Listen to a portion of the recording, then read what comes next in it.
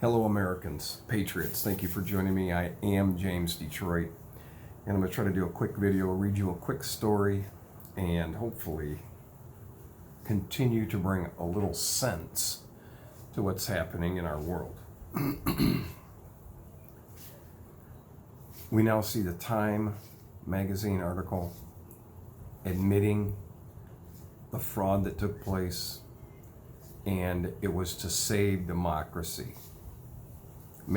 Please make yourself very much aware of what mainstream media is talking about and admitting to, which even does include here this weekend on a mainstream media segment with an entire panel, and one of the people states that drone strikes against American citizens on American soil should be utilized for those people that need to be re-educated but can't be. That's the summation of what it was. And nobody on that panel batted an eye or criticized that comment. And if we do not talk about this, then we are going to face, I would say, a disappointing reality in our country that we could have never imagined. Let me read this article to you because seems like finance is definitely something that everybody can relate to. So the vigilantes are coming for silver now that the GameStop excitement is winding down. Today, James Howard Kunstler shows you why it's a war of the vigilantes against the big banks and who wins. And basically, if you wanted to think about what those people at GameStop, if you wanted to put a caricature to that effort, that would be the plebes, that would be the countrymen with their pitchforks storming the castle in the Dark Ages or the days of yesteryear.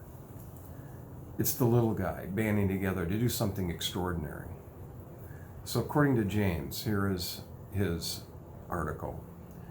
After their successful prank with GameStop, the subreddit vigilantes are aiming to send the price of silver to the silvery moon now, and in the process drive hedge fund privateers and bankster short sellers into insolvency, even if it wrecks the financial system. It'll be a lot harder to pull off than GameStop, but they have a lot of people nervous. But the system, led by the clueless and feckless Federal Reserve, was already beating a path to financial suicide. 2 decades of trying to paper over America's broken business model with money from nowhere and failure of the authorities to regulate the games being played around that switched off the price discovery mechanism of markets. You see, price discovery is the main function of markets to send correct signals as to the true price of everything, whether it be soybeans, iron ore, stocks, what have you. And most importantly, the exact price of money itself, borrowed over a period of time, that is, term interest rates, and the meaning of the cost of debt. The price of silver, and of gold too, have been among the most manipulated and suppressed and perverted for many years because the rising price against paper currencies would signal the falling value of money, which would inform the people that their standard of living is falling. And nothing stirs up political anger like people's standard of living falling. So the regulatory authorities looked the other way when the cronies and big banks such as JP Morgan played games to suppress precious metal prices with a revolving short-selling scheme that regularly knocked down the price to discourage buyers from investing in precious metals. It's been 50 years since precious metals enjoyed any official peg with the US dollar. But for 5,000 years previously, gold and silver were money itself, and paper currencies became mere representations of that money. That relationship ended in 1971 when President Nixon closed the window, that's the gold window, that allowed foreign countries to redeem gold in exchange for dollars they accumulated from the commercial trade of goods. And our dollar being the world's supreme reserve currency, the rest of the world's currencies followed.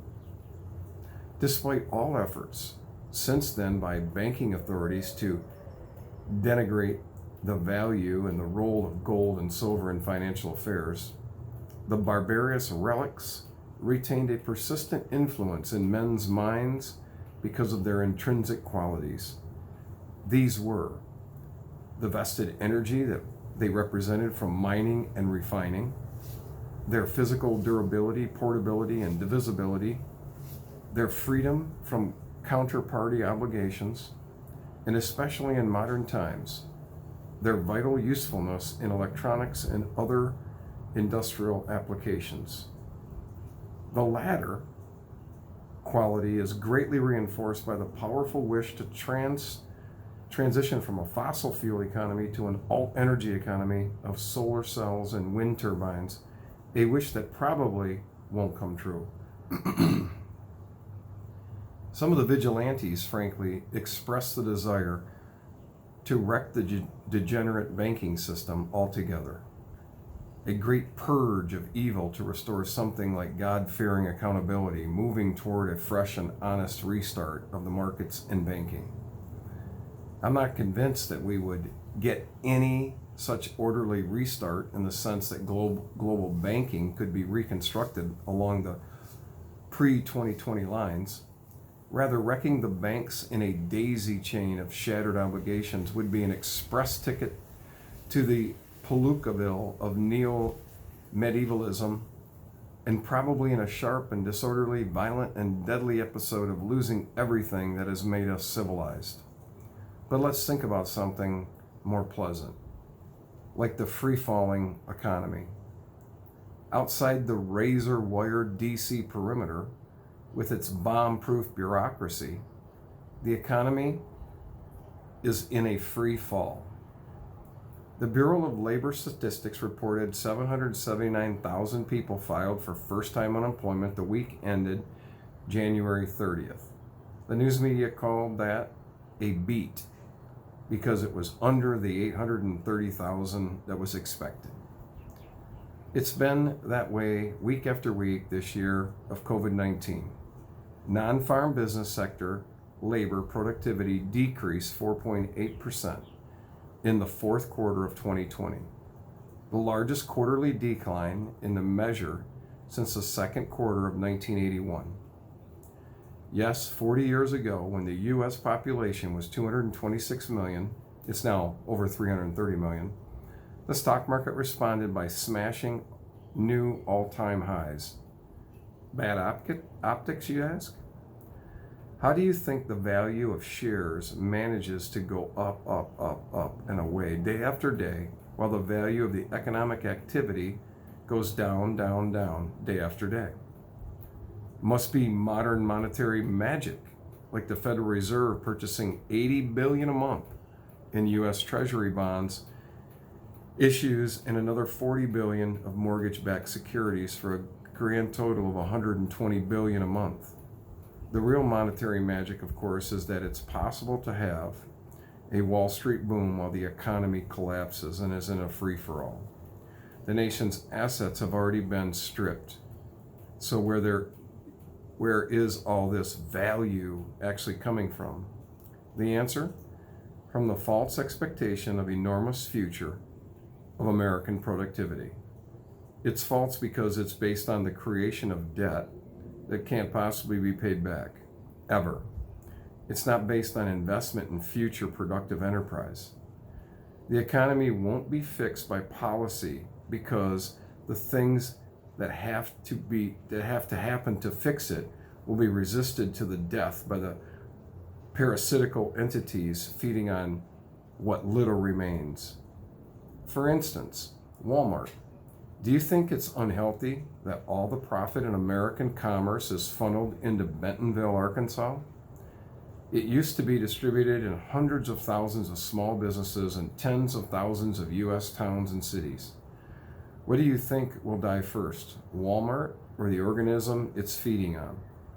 Since the dynamic at work is emergent and nonlinear, other forces can come between these relationships and change things. We are already in a conflict with China, the land that supplies most of the merchandise in Walmart. The conflict right now is mostly playing out in the capture of U.S. corporate and cultural enterprise and in cyber warfare, and it's liable to hotten up around the continued sovereignty of Taiwan, which is America's China. It's difficult to assign intentions to another country, but it appears that China's China wishes to cancel the USA as the fading hegemon on the world stage, at least neutralize us and perhaps dominate us. Mr. Trump is no longer in place to resist that, and the country might be forced to consider all those deals that our new president, China Joe, enjoyed from the Biden family's business ventures there over the years. Emergently, then, the big box business model could fail, and in fairly short order, which would at least give Americans a chance to self-reorganize the production and distribution of goods in our own country. It sure won't be like 1957 again, but it would give an awful lot of idle people more to do when they get up in the morning. Wait for it and plan accordingly. Well, it's not to be depressed about. It should be somewhat of a mental call to action to make sure that we're having conversations about what's really happening, to note about the sovereignty of Taiwan. And I have not researched this specifically, but in my mind, my history background tells me that the people that left China that had a sense of a position of policy making, business minded, when they left communist China, when Mao first took over, the people that were kind of in charge, they left and they went to an island off the coast of China called Taiwan. Well, it's an island that China believes they own, and that they own the people that run it. China just had to play a weight game with Hong Kong after the gunboat diplomacy and the opioid trade. They had to wait 100 years to be able to take and to be able to control Hong Kong. They will do it by force with Taiwan if on the global stage they do not suffer too many consequences politically. The United States is once again the major force to stop them. We need to look at all of the reasons why the United States of America is in existence, not just for those of us at home. We